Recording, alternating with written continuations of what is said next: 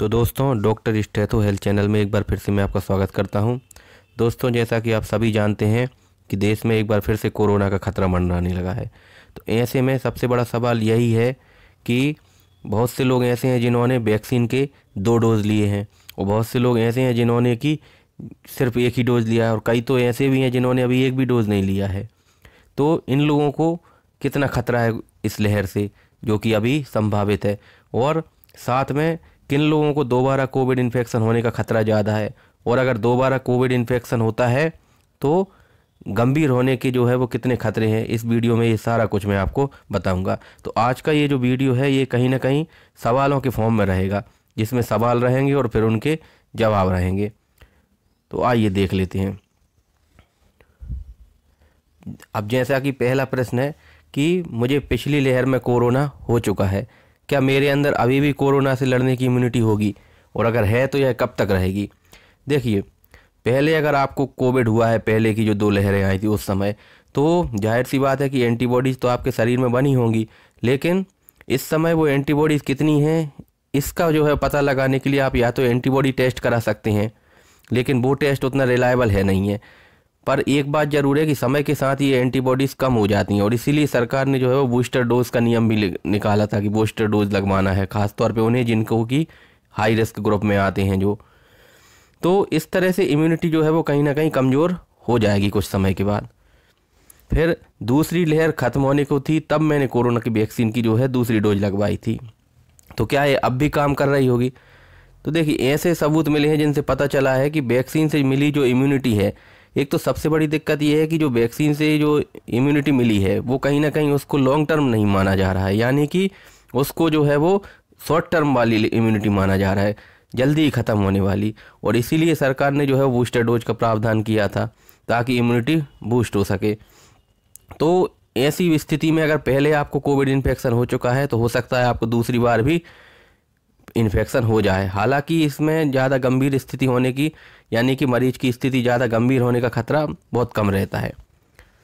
फिर तीसरा सवाल उठता है कि मैंने बूस्टर डोज नहीं लगवाया है, इस वजह से मुझे कोरोना का कितना खतरा है। अब देखिए, पहली बात तो अगर आपने बूस्टर डोज नहीं लगवाया है तो तुरंत जाके लगवा लें, क्योंकि अभी सबसे बड़ी चीज़ ये है कि ये अभी फ्री में अवेलेबल है, और अगर कहीं कोविड वापस आ जाता है जैसा कि अभी संभावना जताई जा रही है, तो ऐसी स्थिति में आपको वैक्सीनेशन सेंटर पे बहुत लंबी लंबी लाइनें लगी मिलेंगी, और उस समय आप सोचेंगे कि जल्दी लग जाए, तो फिर ऐसा हो नहीं पाएगा। तो इसलिए समय रहते अभी लगवा लेने में फ़ायदा है। और ख़ास तौर पे जो फ्रंट लाइन वर्कर हैं, जैसे कि जो पुलिस में हुए हैं, डॉक्टर्स हैं, स्टाफ नर्सेज हैं, या फिर जो हॉस्पिटल वर्कर्स हैं, उनको तो ख़ास तौर पर जो है वो बूस्टर डोज ले ही लेना चाहिए। और साथ में ऐसे लोग हैं जो कि बहुत सारे लोगों के संपर्क में रहते हैं, इस तरह का काम करते हैं, तो उनको भी बूस्टर डोज ज़रूर ले लेना चाहिए। फिर मेरा एक दोस्त है जिसने वैक्सीन की एक भी डोज नहीं लगवाई है, तो कई ऐसे भी हैं जिन्होंने एक डोज लेके फिर दूसरा डोज लगवाया ही नहीं है, तो उन्हें कितना खतरा है। तो देखिए, पहली बात तो ऐसे लोगों को जल्द से जल्द जो है वो अपना पहला डोज लगवाए तो दूसरा लगवा लें, और दूसरा लगवाए तो बूस्टर डोज लगवा लें, नहीं तो होगा क्या, इन्फेक्शन होने का खतरा बना रहेगा। और ख़ासतौर पर जो बुज़ुर्ग लोग हैं जिनकी उम्र 60 साल से ज़्यादा है, या फिर जिन्हें डायबिटीज़ है, या फिर जिन्हें एल्कोहल लेते हैं जो, यानी कि जिनकी इम्यूनिटी कमज़ोर है, ऐसे लोगों को कोविड का रिस्क ज़्यादा रहेगा। तो इसलिए वैक्सीन ज़रूर लगवा लें, क्योंकि वैक्सीन ही सबसे बड़ा प्रोटेक्शन है। और कहीं ना कहीं अभी तक हम जो है वो कोरोना की इस नई लहर से जो है बचे हुए हैं, या फिर कह सकते हैं कि बहुत ही हल्के लक्षण आ रहे हैं, तो कहीं ना कहीं इसी वैक्सीन की बदौलत है। तो इसलिए जितना जल्दी हो सके वैक्सीन ले लीजिए। 5वां सवाल उठता है कि अगर दोबारा कोविड होता है तो वह कितना खतरनाक हो सकता है। देखिए, अगर आप पूरी तरह से स्वस्थ थे, कोई पहले से कोई बीमारी नहीं है, डायबिटीज़ या फिर किसी भी तरह की कोई समस्या नहीं है, तो ऐसी स्थिति में कोविड का खतरा जो है वो, और आपने वैक्सीन भी सारी समय पर ले रखी हैं, तो फिर आपको दोबारा कोविड होने का खतरा थोड़ा सा कम है। हालांकि हो सकता है फिर से, खासतौर पर जिन्हें डायबिटीज़ है, जिनकी उम्र ज़्यादा है, बुजुर्ग हैं, जिनकी इम्यूनिटी कमज़ोर, उन लोगों में हो सकता है इन्फेक्शन फिर से। हालांकि इसके सीरियस होने की आशंका उन लोगों में ज़्यादा है कि उनकी स्थिति ज़्यादा गंभीर हो सकती है, जिनको कि डायबिटीज़ है या फिर पहले से कोई गंभीर बीमारी है।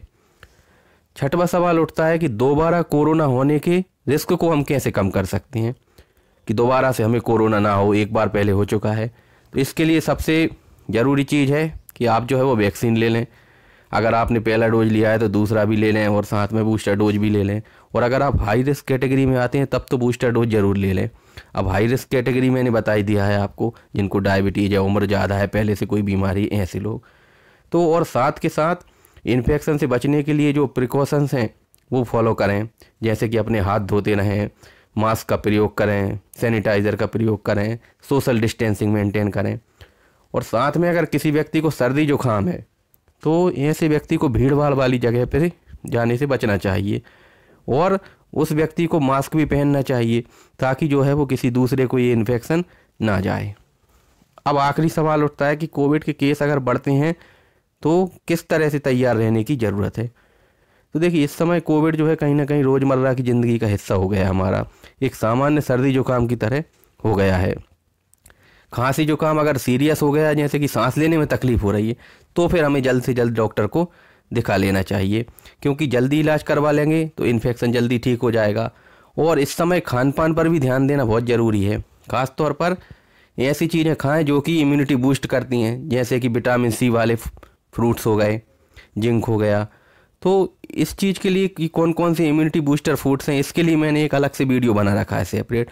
आप चाहें तो डिस्क्रिप्शन में लिंक दे रखी है, वहाँ से देख सकते हैं, और एंड स्क्रीन पे भी मैं इस वीडियो को दे दूँगा। तो इस समय जो है बीमारी की आशंका अगर आपको लग रही है कि कोविड हो सकता है, और ख़ास तौर पे अगर आप हाई रिस्क ग्रुप में आते हैं, तो तत्काल जांच करा लें और ऐसे व्यक्ति को खुद से आइसोलेट भी हो जाना चाहिए। तो उम्मीद है वीडियो आपको पसंद आया होगा।